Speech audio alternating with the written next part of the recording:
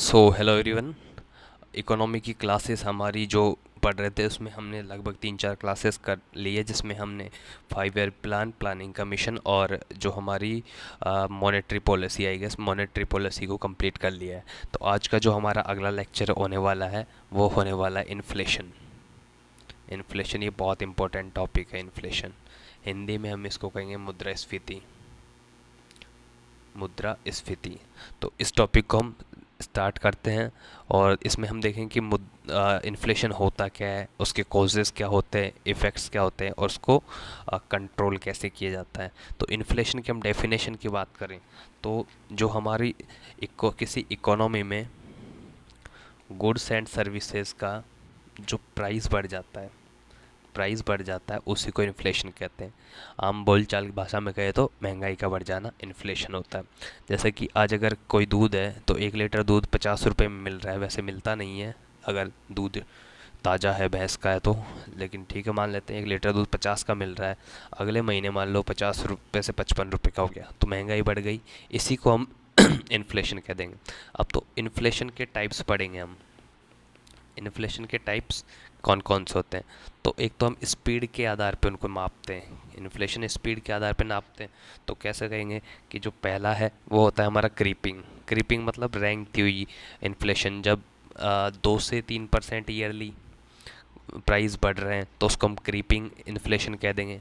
दूसरा हम walking walking inflation हो जाएगा। जब 3 से 10% ईयरली बढ़ रहे हैं प्राइस तो वो वॉकिंग हो जाएगा। तीसरा होगा हमारा रनिंग।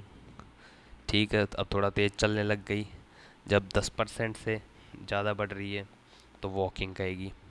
और जब चौथा हम कहेंगे हाइपर हाइपर इन्फ्लेशन।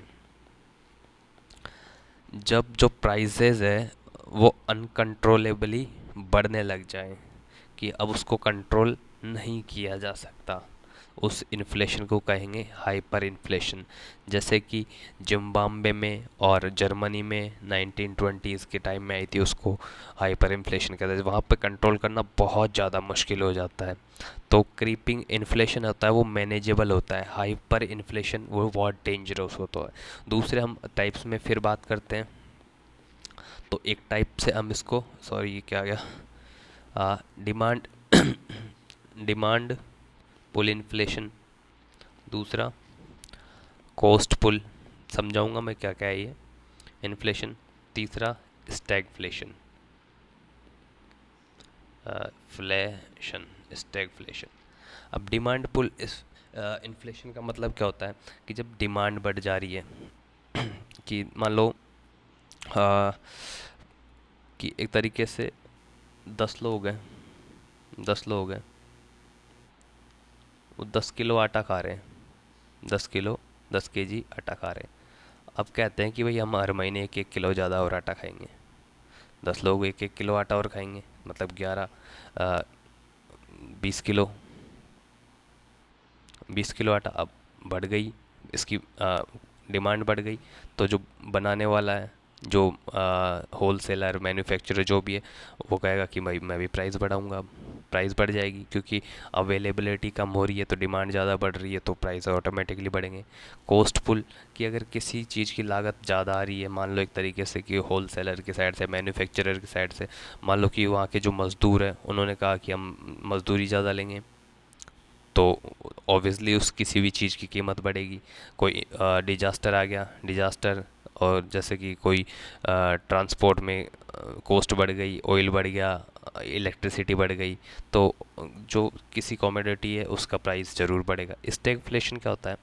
स्टैगफ्लेशन ऐसा है कि इन्फ्लेशन तो चल ही रहा है, लेकिन जो हमारा जो विकास है, जो आर्थिक विकास हो रहा है वो रुक गया है।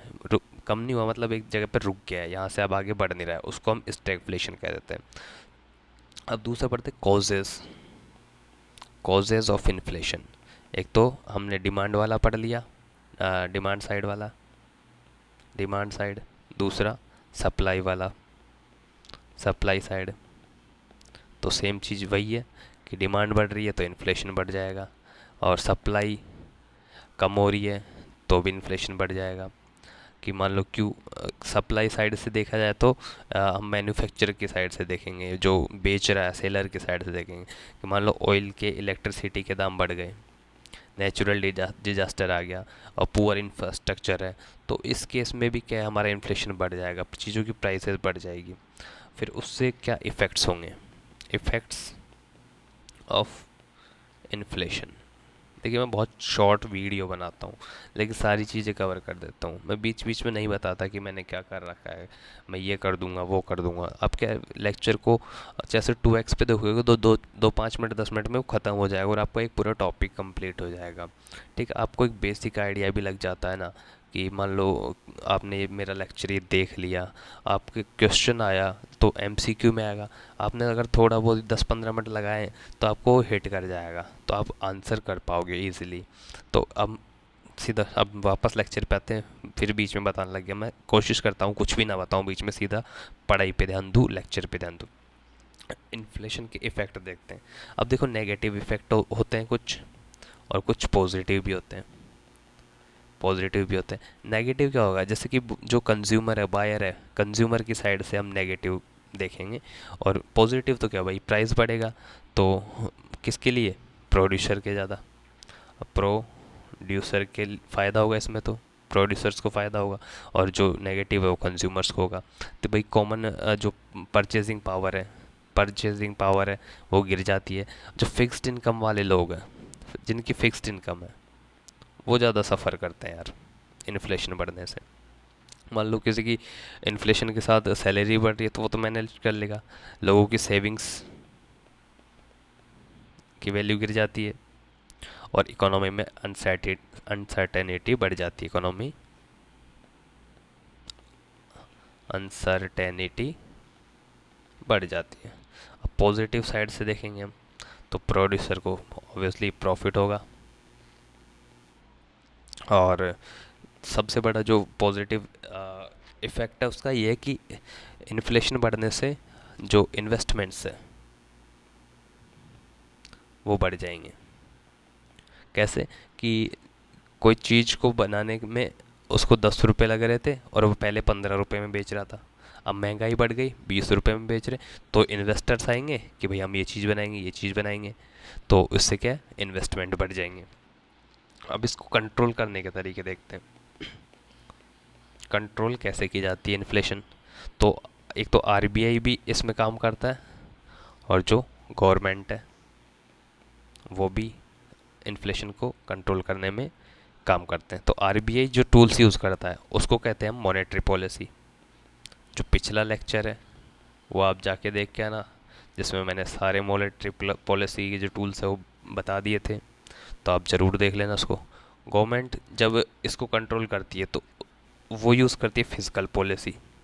अब ये फिजिकल पॉलिसी वगैरह किसी अलग लेक्चर में पूरा देख लें, फिजिकल पॉलिसी का आप बस थोड़ा सा देख लेना कि फिजिकल पॉलिसी में वो कैसे कर दिए। गवर्नमेंट करेगी, टैक्स बढ़ा देंगे। अब टैक्स बढ़ाने से कैसे इन्फ्लेशन रुकेगा।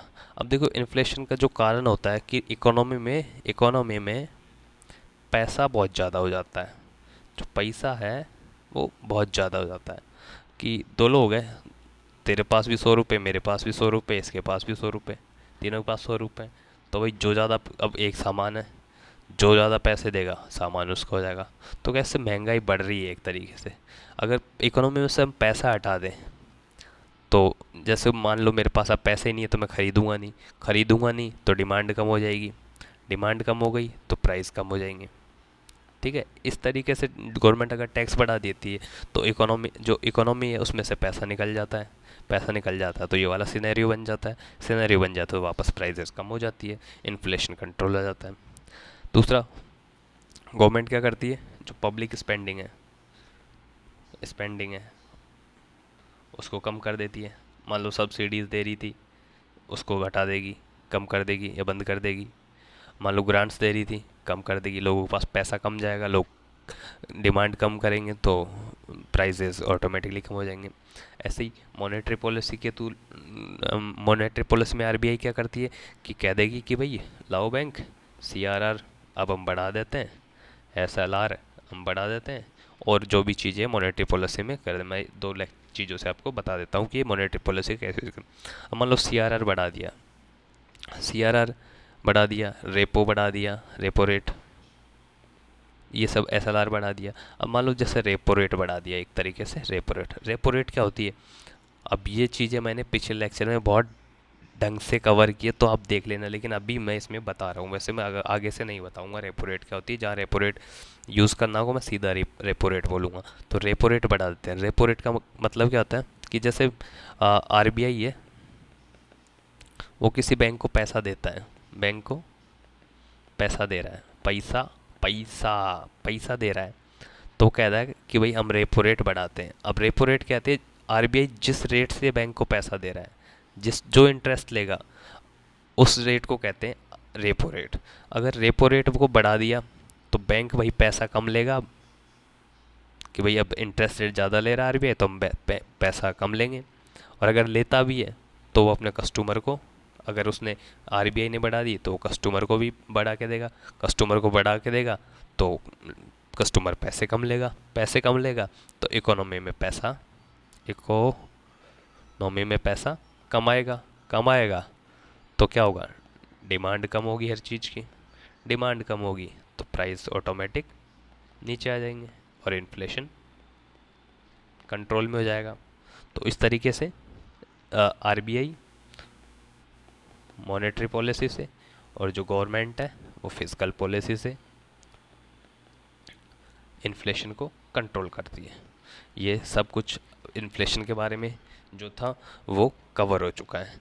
जैसे अब बहुत सी चीज़ें होती है और जो इरिलेवेंट होती है, अगर आप UPSC की तैयारी कर रहे हो तो वहाँ पे आपके ये काम आती है, कि वहाँ पे हम पढ़ेंगे कि जो मुद्रास्फीति के जो इन्फ्लेशन के प्रभाव है, जो लोन लेने वाला है उस पर क्या प्रभाव पड़ेंगे, लोन देने वाला है उस पर क्या प्रभाव पड़ेंगे, डिमांड पे क्या प्रभाव पड़ेगा, और जो हमारा इन्वेस्टमेंट है उस पर क्या पड़ेगा। वैसे जो इम्पोर्टेंट था इन्वेस्टमेंट तो मैंने बता दी कि इन्वेस्टमेंट बढ़ जाता है।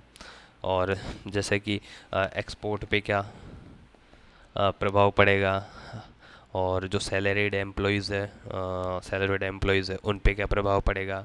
तो देखो, अगर सैलरी बढ़ रही है तो इन्फ्लेशन को एडजस्ट कर लेंगे, अगर फिक्स सैलरी है तो ये भी मैंने अब आपको बता दिया।